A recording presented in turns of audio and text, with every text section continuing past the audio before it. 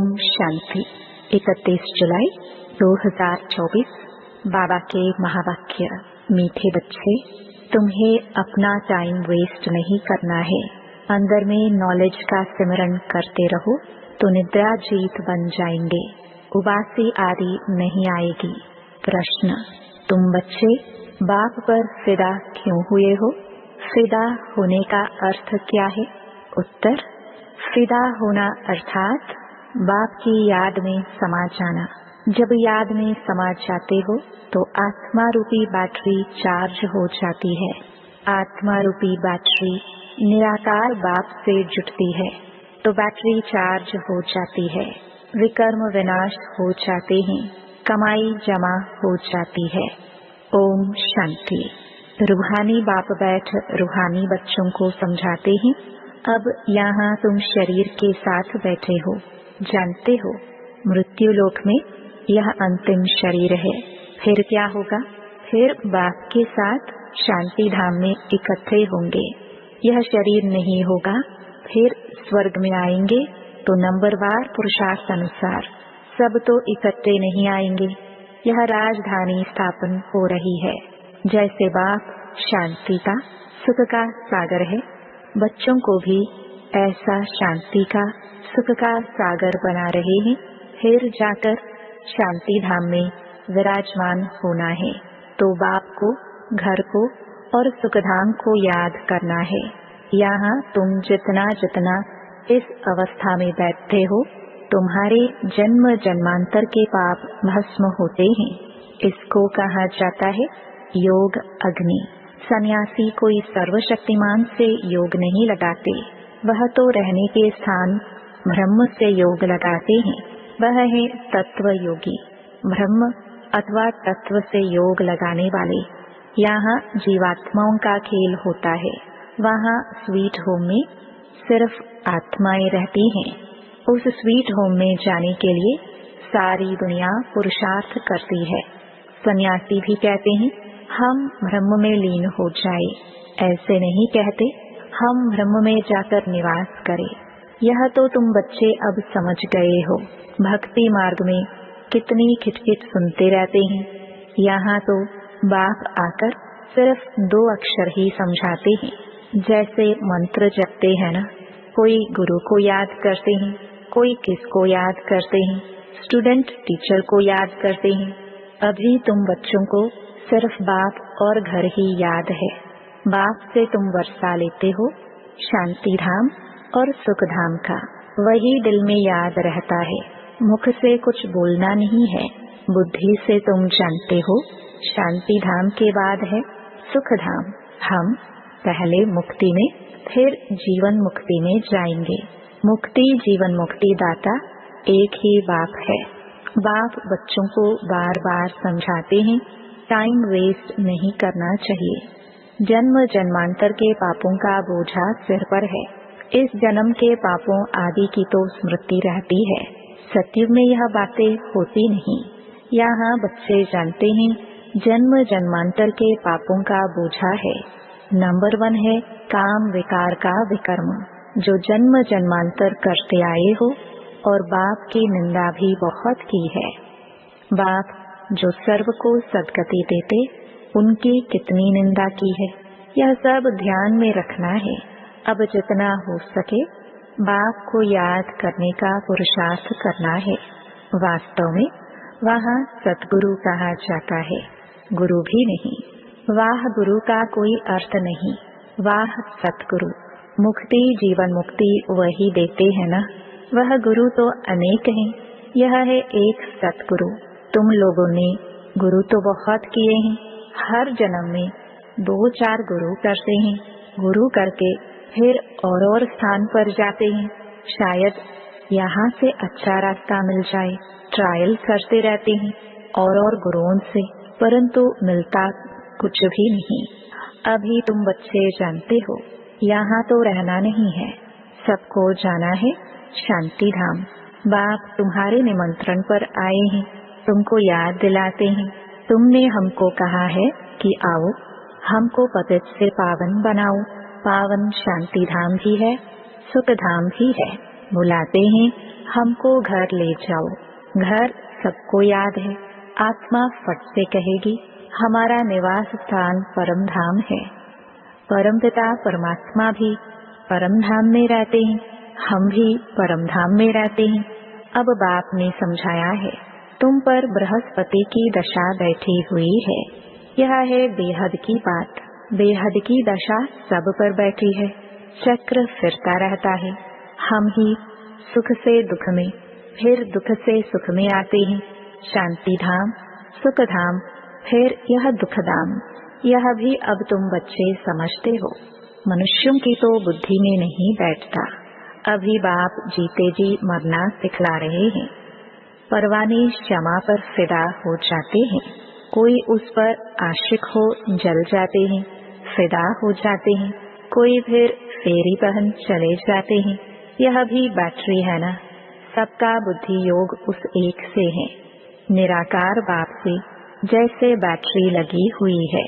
इस आत्मा के तो बहुत नजदीक है, तो बहुत सहज होता है। बाप को याद करने से तुम्हारी बैटरी चार्ज होती जाती है। तुम बच्चों को थोड़ी मुश्किलात होती है, इनको सहज है, फिर भी इनको पुरुषार्थ तो करना पड़ता है। जितना तुम बच्चों को करना पड़ता है। यह जितना नजदीक है उतना फिर बोझा है बहुत। गायन भी है, जिनके माथे मामला, इनके ऊपर तो बहुत मामले हैं ना। बाप तो है ही संपूर्ण, इनको संपूर्ण बनना है। इनको सबकी देखरेख बहुत करनी पड़ती है। भल दोनों इकट्ठे हैं तो भी ख्याल तो होता है ना। बच्चियों पर कितनी मार पड़ती है, तो जैसे कि दुख होता है। कर्मातीत अवस्था तो पिछाड़ी में होगी, तब तक ख्याल होता है। बच्चियों की चिट्ठी नहीं आती है तो भी ख्याल होता है। बीमार तो नहीं है, सर्विस का समाचार आने से बाप जरूर उनको याद करेंगे। बाबा इस तन से सर्विस करते हैं, अभी मुरली थोड़ी चलती है। यूँ तो भल 2-4 रोज मुरली ना भी आए, तुम्हारे पास पॉइंट्स रहती है। तुमको भी अपनी डायरी देखनी चाहिए। बैज पर भी तुम अच्छा समझा सकते हो। जब आदि सनातन देवी देवता धर्म था तो और कोई धर्म नहीं था। झाड़ भी जरूर साथ में होना चाहिए। वैरायटी धर्मों का राज समझाना होता है। पहले पहले एक अद्वैत धर्म था। विश्व में शांति, सुख, पवित्रता थी। बाप से ही वर्षा मिलता है, क्योंकि बाप शांति का सागर, सुख का सागर है ना। आगे तुम भी कुछ नहीं जानते थे। अब जैसे बाप की बुद्धि में यह सब है, ऐसे तुम भी बनते हो। सुख का, शांति का सागर तुम भी बनते हो। अपना पोता मेल देखना है, किस बात में कमी है। मैं बरोबर प्रेम का सागर हूँ। कोई ऐसी चलन तो नहीं है जिससे कोई नाराज होता हो। अपने ऊपर नजर रखनी है। ऐसे नहीं समझना है कि बाबा आशीर्वाद करेंगे तो तुम यह बन जाएंगे। नहीं, बाप कहते हैं मैं ड्रामानुसार अपने समय पर आया हूँ। मेरा यह कल्प कल्प का प्रोग्राम है। यह ज्ञान दूसरा कोई दे ना सके। सत बाप, सत टीचर, सत गुरु एक ही है। यह भी पक्का निश्चय है तो तुम्हारी विजय है। इतने अनेक धर्म जो हैं, उन सब का विनाश होना ही है। जब सतयुगी सूर्यवंशी घराना था तो और दूसरा कोई घराना नहीं था। फिर भी ऐसे ही होगा। सारा दिन ऐसे ऐसे अपने से बातें करते रहो। ज्ञान की पॉइंट्स अंदर टपकनी चाहिए, खुशी रहनी चाहिए। बाप में नॉलेज है, वह तुमको अब मिल रही है, उसको धारण करना है। इसमें टाइम वेस्ट नहीं करना चाहिए। रात को भी टाइम मिलता है। देखते हैं आत्मा ऑर्गन से काम करते करते थक गई है तो फिर सो जाती है। बाप तुम्हारी भक्ति मार्ग की सब थक दूर कर अथक बना देते हैं। जैसे रात को आत्मा थक जाती है तो शरीर से अलग हो जाती है, जिसको नींद कहा जाता है। सोता कौन है? आत्मा के साथ कर्मेंद्रियां भी सो जाती हैं। तो रात को सोते समय भी बाप को याद कर ऐसे ऐसे ख्यालात करते सो जाना चाहिए। हो सकता है पिछाड़ी में रात दिन तुम नींद को जीतने वाले बन जाओ, फिर याद में ही रहेंगे, बहुत खुशी रहेगी, 84 के चक्र को फिराते रहेंगे, उबासी व पिनकी झुटका आदि नहीं आएगी। है नींद को जीतने वाले बच्चों, कमाई में कभी भी नींद नहीं करना है। जब ज्ञान में मस्त हो जाएंगे तब तुम्हारी अवस्था वह रहेगी। यहाँ तुम थोड़ा टाइम बैठते हो तो कभी उबासी या झुटका नहीं आना चाहिए। और तरफ अटेंशन जाने से फिर उबासी आएगी। तुम बच्चों को यह भी ध्यान में रखना है कि हमको औरों को भी आप समान बनाना है। प्रजा तो चाहिए ना, नहीं तो राजा कैसे बनेंगे। धन दिए धन न खूटे, दूसरे को समझाएंगे, दान देते रहेंगे तो कभी खूटेगा नहीं, नहीं तो जमा नहीं होगा। मनुष्य तो बहुत मनहूस भी होते हैं, धन पर बहुत लड़ाई झगड़े हो पड़ते हैं। यहाँ बाप कहते हैं तुमको हम यह अविनाशी धन देता हूँ तो तुम फिर औरों को देते रहो, इसमें मनहूस नहीं बनना है। दान नहीं देते हैं तो गोया है नहीं, यह कमाई ऐसी है, इसमें लड़ाई आदि की बात नहीं। इसको कहा जाता है गुप्त। तुम हो इनकॉग्निटो वॉरियर्स, 5 विकारों के साथ तुम लड़ते हो, तुमको अननोन वॉरियर्स कहा जाता है। प्यादों का लश्कर बहुत होता है, यहाँ भी ऐसे हैं। प्रजा बहुत है, बाकी कैप्टन मेजर आदि सब हैं।